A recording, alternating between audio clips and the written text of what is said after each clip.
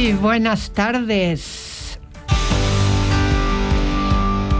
Fíjense que una de las actividades que pueden llegar a hacer los niños y que son completamente normales y naturales dentro del proceso de curiosidad que ellos presentan, pero que nos asustan mucho a los adultos, son los juegos sexuales. Hemos hablado muchas veces aquí de que la curiosidad es una característica natural en los niños y su manifestación en la sexualidad no va a ser una excepción, por lo que con frecuencia se presentan en ellos preguntas que aluden a ese tema o incluso juegos con contenido sexual. Desafortunadamente, el acceso a la tecnología y la pobre supervisión de los papás pueden exponer a los niños a imágenes, a videos o a pornografía desde muy pequeños, lo que genera que con frecuencia las preguntas y el alcance de los juegos de los niños estén excedidos en la imitación de actitudes o comportamientos que no tienen la capacidad para comprender, pero sí de presentar en la interacción con otros niños y adolescentes. Hay una diferencia muy importante entre la forma en la que un niño puede vivir un juego con otros niños, en los que la curiosidad los lleva a mostrar sus genitales, y los juegos en los que imitan movimientos o incluso sonidos que forman parte de una relación sexual utilizando a sus muñecos o incluso representándola cuerpo a cuerpo con otros niños. Y eso nos va a dar una pauta. Cuando los niños quieren tocar o quieren conocer o ver el cuerpo de otro niño de su mismo sexo o del sexo opuesto, es natural y no requieren haber visto nada en internet. Tipo de penetración, con algún tipo de sonido, con algún tipo de imitación de un movimiento, ahí claramente ya hubo algo que tiene que ver, en el menos peor de los casos, con haber visto imágenes, con haber visto videos, con haber estado expuestos a la estimulación de adultos en vivo, porque las parejas tienen poco cuidado, o en haber visto pornografía. En el peor de los casos, con haber sido ellos víctima de algún abuso. Y ahí, sin duda alguna, más que regañarlos, lo que necesitamos es indagar la causa y tomar medidas. Una técnica que es muy conocida y que tenemos que aprender a manejar cuando hay este tipo de juegos sexuales es acercarnos con cuidado a la situación si la cachamos en su pleno, ¿no? Cuando está pasando. Otra es cuando el niño nos cuenta que el amiguito, el primito, el hermanito, en fin, le tocó, le pidió ver su pene o le pidió ver su vagina, evidentemente con el vocabulario que los niños suelen usar. Y es muy importante contener nuestra reacción, porque si reaccionamos muy alebrestados, con mucho susto, vamos a inhibir que nos platiquen qué sucedió. Así es que, ¿qué fue lo que pasó? ¿De quién fue la idea? ¿Cómo te sentiste? Platícame cómo sucedieron las cosas. En fin, tener el contexto. Si llegamos y los sorprendemos, siempre hay que utilizar la palabra juego. ¿Qué están haciendo? ¿A qué están jugando? Y escucharlos. Cuando lo tomamos con naturalidad, vamos a obtener la información correcta y completa, y eso es muy importante para saber de dónde viene lo que está pasando. ¿Quién te enseñó a jugar a esto? ¿En dónde lo viste? ¿Quién te platicó al respecto de esto? Pero también es importante buscar libros de sexualidad que hoy existen para las diferentes edades, y esos libros normalmente nos prestan el lenguaje que es el apropiado para poder ir orientando a nuestros hijos.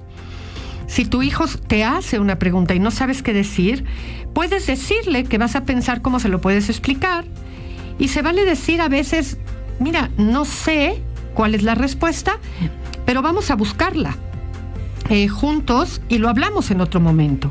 Revisa la literatura que hay y recuerda que ese tema ya está en su cabeza. No hagas como que se olvidó y si no te lo vuelve a preguntar, mejor ya ni lo retomas, porque ya está en su cabeza y si tú no se lo contestas, lo va a ir a buscar en otro lado. Si lo descubres tú, lo descubrió alguien más y te lo cuenta, siempre es importante no buscar quién es el malo de la escena, porque no hay maldad en las edades. Lo que hay es un proceso de imitación. Y es importantísimo agradecerle a quien viene y te lo dice para que puedas, en un momento determinado, poder actuar de la mejor forma posible, para poder subsanar si es que hay algo lastimoso, como un abuso sexual, por ejemplo, o corregir si es solamente un tema de comportamiento en el que hay que dar las bases necesarias para poder explicar qué es lo que pasa y por qué se hace o no se hace ese juego que en un momento determinado está siendo parte ya de los comportamientos adquiridos. Una de las técnicas que se tiende a utilizar muy frecuentemente, en particular con niños pequeños, con niños menores de 7, 8 años, es el famoso tiempo fuera o time out, que es una estrategia que consiste en que cuando el niño se altera, se enoja, llora frente a una situación de incomodidad, de molestia, se le lleva a un espacio de la casa, a su cuarto o a un espacio aislado de la casa para que se tranquilice. Por eso se le llama tiempo fuera, que es como abrir un paréntesis, dada la circunstancia específica que lo generó, para alejarlo del estímulo que provocó su enojo y lo apartamos del momento, le damos tiempo a que se tranquilice y una vez pasado ese tiempo, entonces retomamos aquello que provocó su enojo, su molestia y volvemos a hacer lo que se generó. Por ejemplo, le dijimos, toca recoger los juguetes con los que estuviste aquí jugando, y el niño se enoja porque no quiere, ya es hora de meterse a bañar, se pone a hacer un llanto terrorífico y entonces se le dice tiempo fuera, ¿no? Se le lleva a otro espacio y cuando te calmes, entonces seguimos. Se le dan unos minutos y ya que se tranquilizó, entonces, ¿ya estás listo? Sí, bueno, vamos a terminar de recoger y nos metemos a bañar. Ese tiempo fuera ayuda a que la emoción baje, a que no nos sigamos peleando con el niño, a que nosotros no estemos gritando como desaforados para darle espacio, que normalmente, lejos de servir para que las cosas cobren calma, alteran tanto al padre o madre en cuestión como al niño y ponen la situación en un estado verdaderamente grotesco, que a veces incluso en la desesperación llevan a los padres hasta pegarle al niño para ver si así podemos controlar el tema. El tiempo fuera sirve, nada más hay que entender que el tiempo fuera no es la consecuencia. El tiempo fuera es el espacio que damos para calmarnos todos, y una vez que estamos tranquilos, entonces viene la consecuencia, que es recoges lo que dejaste tirado para poder continuar con las actividades cotidianas. Y esta parte hay que entenderla, porque cuando no lo entendemos, los niños se calman, los papás ya recogieron el tiradero, y entonces el niño aprende a maniobrar el tiempo fuera.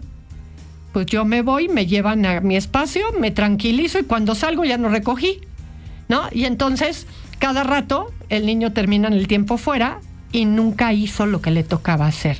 Entonces hay que tener mucho cuidado con la forma en la que manejamos esta estructura.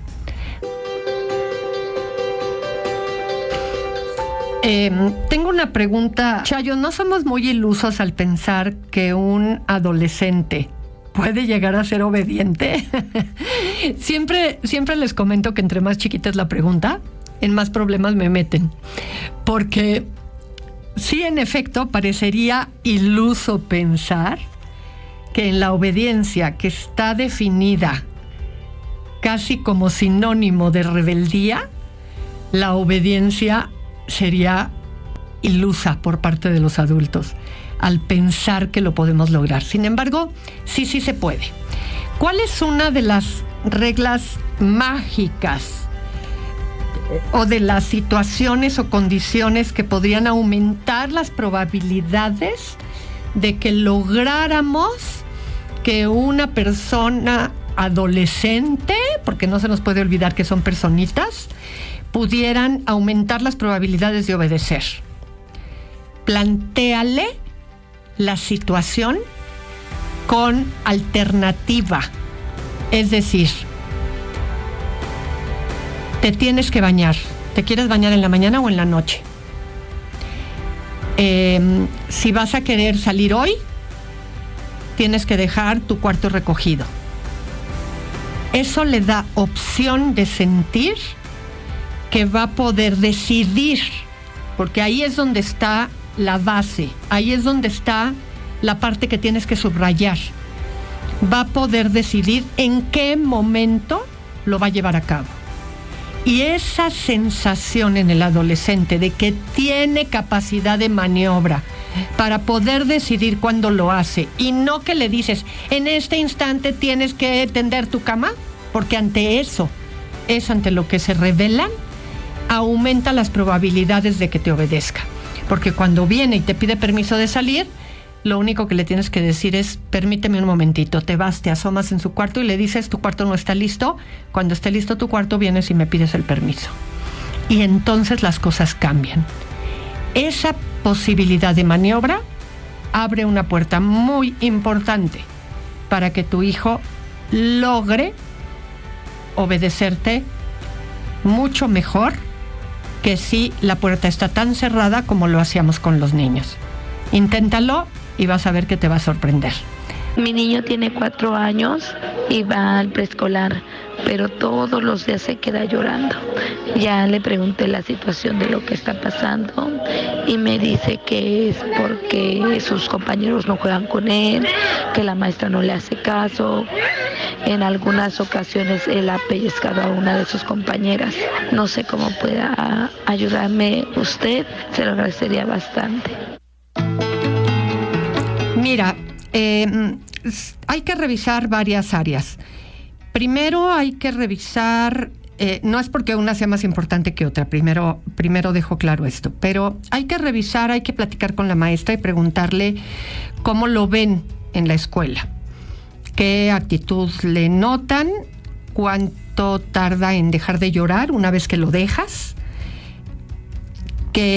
cuál es su actitud para el trabajo de la escuela, de qué manera se relaciona tanto con el trabajo que tiene que hacer en la escuela como con sus habilidades sociales apropiadas para los 4 añitos que tiene. Si es el primer año que ingresa a la escuela, vamos a dar un poco de espacio todavía de tiempo, pero vamos a ver qué te dice la maestra. No sé si has hecho algo de amistad con otras mamás de la escuela, pero podrías platicar o preguntar un poquito con las otras mamás cuando lo vas a dejar o demás, conocer un poquito a las mamás de los niños que están en el salón con tu hijo y ver un poco qué referencias tienen de la maestra, cómo se relacionan los niños, si están contentos en el salón, demás. Después de eso hay que revisar un poco cómo estamos en casa. No sé si es tu hijo mayor, cómo viven en casa, cómo está el ambiente en casa ¿Y qué tanta inconformidad tiene desde casa para ir a la escuela? No se quiere levantar en la mañana, empieza a hacérsela difícil la situación desde la noche anterior porque no quiere ir a la escuela, o solamente llegando a la escuela es que llora. Cuando tú lo recoges está contento de que llegaste por él. Cuando llegas has observado si está jugando, si está con niños. ¿Te hace sentido lo que él te dice con lo que tú ves cuando llegas a la escuela? Porque a veces uno los deja llorando y cuando uno llega por ellos están encantados jugando en el patio y jugando con los niños, y lo que cuenta no hace sentido con lo que tú ves cuando llegas por él. Y la última parte es ¿qué pasa con qué tan consentido está? ¿Qué tanto es un niño que ya para su edad se logra vestir lo suficientemente solito? ¿Qué tanto todavía ustedes le ayudan? ¿Qué tanto berrinche todavía hace? ¿Qué tanto ya come él solito? ¿Qué tan independiente es para su edad? Porque probablemente si es un niño que está consentido y está esperando que los demás niños lo traten como lo tratan ustedes y tiene poca iniciativa para las cosas, pues seguramente en la escuela con los niños pues él no es tan autosuficiente como los demás niños, y por ahí haya que revisar cómo lo tenemos que hacer crecer un poquito desde casa. Revisa todo eso y por ahí seguramente podrás tener un poco de luz de qué es lo que sigue. Me escribe una chica. Quiero preguntarte si lo que estoy haciendo está mal. Tengo 13 años, voy en segundo de secundaria. El problema es que últimamente me ha gustado una niña. Y en el pasado ya me ha pasado sentir que me gusta una niña, mas no sé por qué no he sentido que me guste algún niño. Y en esta ocasión mis sentimientos son muy confusos y solo me han aconsejado mis amigos, ya que mis padres generalmente hacen comentarios homofóbicos.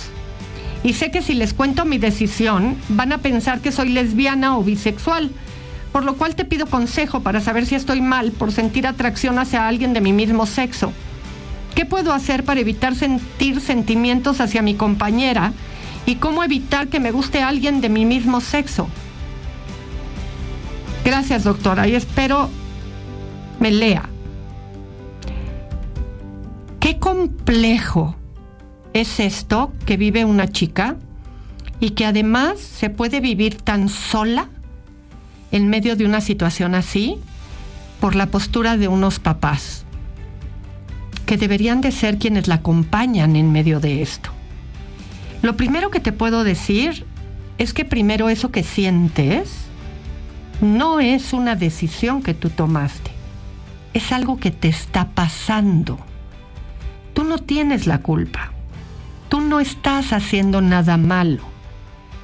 Es algo que le está pasando a tu cuerpo, es algo que te está pasando a ti y que desafortunadamente hoy, por la mala información que tienen muchas personas adultas, existe todo este tema de la homofobia y por lo tanto vives a tus 13 años llena de miedo y pensando que algo estás haciendo mal tú, cuando en realidad esto que te pasa es algo que a ti te es inevitable. Primero debes de estar tranquila. Estás empezando, estás en los inicios de un proceso adolescente. Hay que dejar pasar el tiempo. Hay que ir viendo cómo vas evolucionando en tu proceso adolescente. Y esto que te pasa es algo natural, no tiene nada de malo, pero todavía falta mucho dentro de tu proceso de crecimiento para que se vayan terminando de definir qué va pasando contigo, por dónde se va determinando y definiendo tu orientación. Pero sí, de momento eres una chica con una orientación sexual que parece ser una orientación sexual homosexual. Tu cuerpo está lleno de hormonas. Hay muchas más hormonas en esta edad de las que necesitamos y de las que se van a quedar en tu cuerpo de forma definida y definitiva, porque está cambiando tu cuerpo a nivel físico, a nivel mental, a nivel emocional. Y tu cuerpo en definitiva, física, mental y emocionalmente, va a terminar de formarse entre los 18 y los 22, 23 años. Y lo que a mí me gustaría que supieras, primero que nada, es que no necesitas estar angustiada por esto. Que sepas que no hay nada de malo en ti, no hay nada defectuoso, no hay nada deforme en ti frente a esta situación. Ojalá poco a poco tus papás se vayan informando mejor acerca de esto, porque la homofobia es resultado de la gran ignorancia que hay al respecto de estas situaciones. Pero en ti no hay nada que esté mal. Bien, pues es momento de decirles buen provecho. Hasta mañana. Audiocentro.